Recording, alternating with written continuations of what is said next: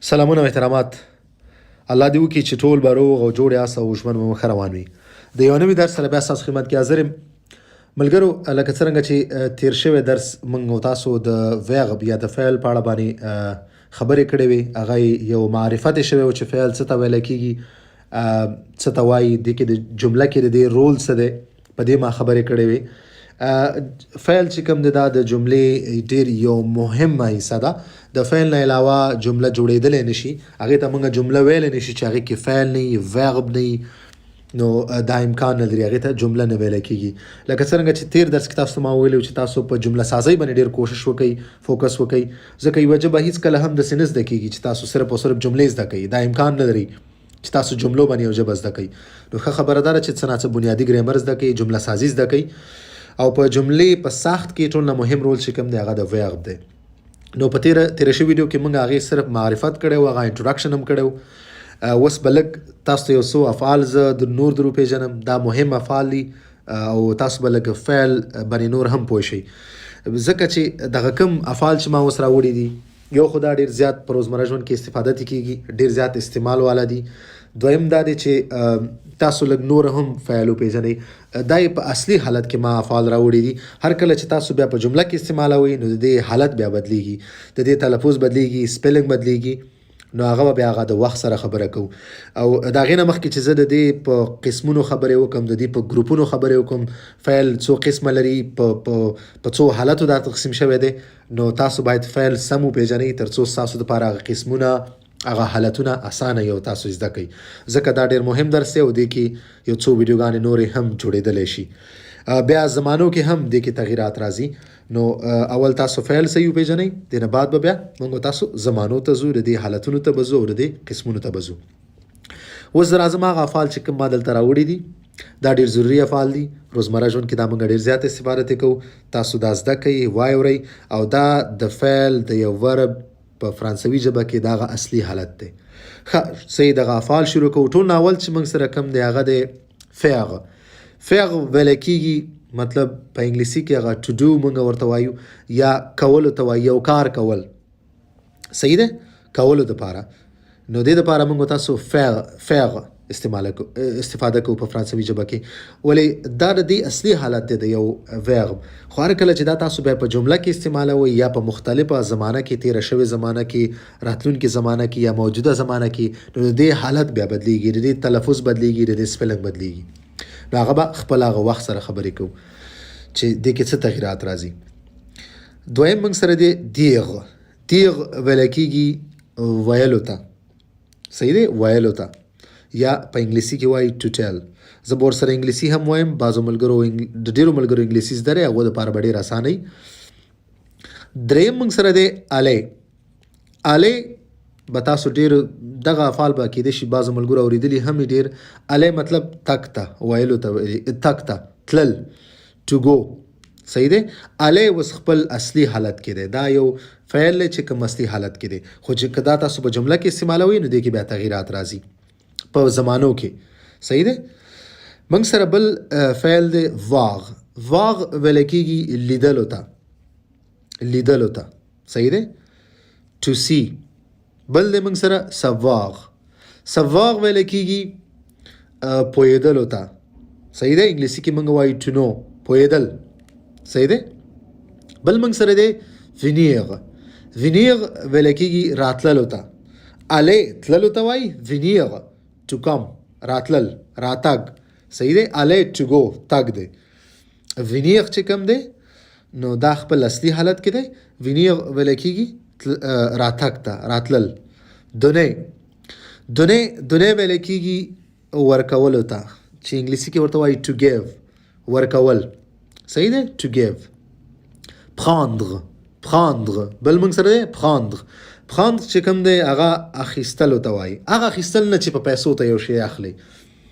مثال د چا نه کتاب اخیستل، د چا نه څه یو شی اخیستل، امانت اخیستل، یو څه اخیستل. یا په انګلیسي کې موږ وایو to take. صحیح دی، to take. اوس په انګلیسي کې بیا buy.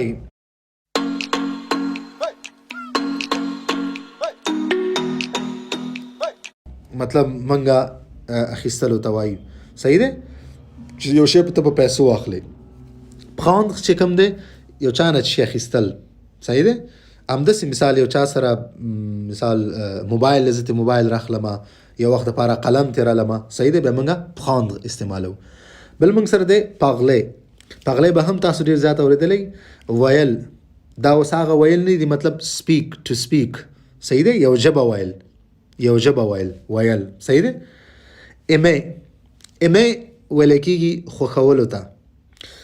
خوښولو کې بیا قسمونه دي، مطلب په انګلیسي کې به تاسو دپاره لږه فرق معلومیږي ځکه زه انګلیسي لغات استعمالوم. like to مطلب like، صحیح دی، خوښول. پاسې دې نه معلومیږي، خپله د تلفظ نه معلومیږي. پاسې تېرېدل، تېرول، پاس کول، صحیح دی، پاس کول، تېرول، صحیح دی. په انګلیسي کې ورته to pass وایي، پاسې. mettre ایښودلو ته وایي، ایښودل مطلب په انګلیسي کې موږ ورته وایي to put ایښودل. یو کتاب راخیستل په میز باندې ایښودل، صحیح دی ته mettre، صحیح دی. manger به هم ډېرو ملګرو ته ورځي. manger خوراک کول، خوړل. خوراک ته نه وایي، خوراک کولو ته وایي. کار دی، دا افعال دی، فعل دی، دا ټول کار، یو عمل تر سره کېږي، یو کار کېږي، صحیح دی. travail به تاسو اورېدلی ډېر زیات. travail مطلب کار کول، صحیح دی. travail صحیح دی، کار کول. accepter مطلب accept کول، قبلول. envoyer مطلب لیږل، صحیح دی، لیږل. دا ټول افعال دي، دا مطلب یو کار انجام کېږي. لیږل دا یو کار دی، لیږل. accept کول، صحیح دی.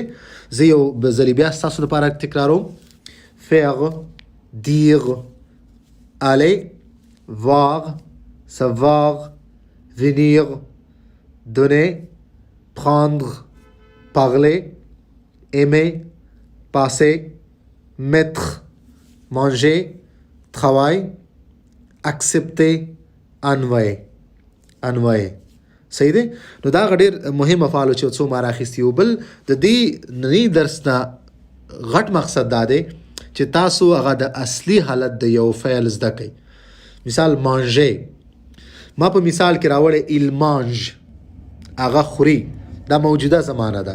که تاسو ګورئ هلته manger چې کوم دی په دغه ټیبل کې که تاسو ګورئ نو تاسو ګورئ manger er سره راغلی دی خپل اصلي حالت کې، یعنی er سره راغلی. خو کله دی جمله مثال کې تاسو ګورئ il mange، ګوره manger il mange، تلفظ هم بدل شو، اول ته هغه er چې کوم دی هغه ختم شو.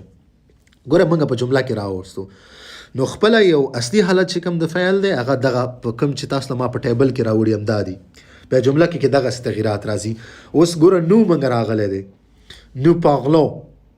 ګوره il سره څنګه راغلی mange، نو mangeons هم ویل کېږي. ولته ما parlons راوړی، مختلف فعل مې راوړی دی.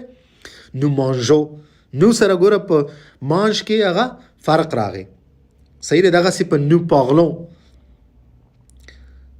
ته که تاسو وګورئ دلته ons راغی.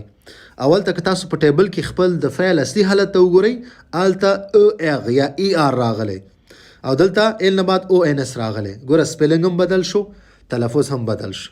نو parlons، صحیح دی. موږ خبرې کوو، صحیح دی. il mange هغه خوري، صحیح دی. هغه il څه دپاره استعمالیږي؟ مذکر دپاره، صحیح دی. او مؤنث دپاره el استعمالیږي. اخیرنی مثال ته وګورئ vous mangez، تاسو یې خورئ. vous چې کوم دی دا فارمل رسمي دی. چو یا تو نه هم تاسو استفاده کولی شئ. vous بل تاسو ډېر کسان مخاطب هغې دپاره هم استفاده کولی شئ. تاسو که دلته اوس مانژې ته وګورئ، ګورئ دلته EZ ورسره راغلی دی، سپیلنګ هم بدل شو، تلفظ کې هم لږ فرق راغی. vous mangez. نو زما مقصد د دې ویډیو دا و چې تاسو هغه اصلي حالت د فعل وپېژنئ، او بیا په جمله کې چې کله دې کې کوم تغییرات راځي هغه هم تاسو وګورئ، صحیح ده.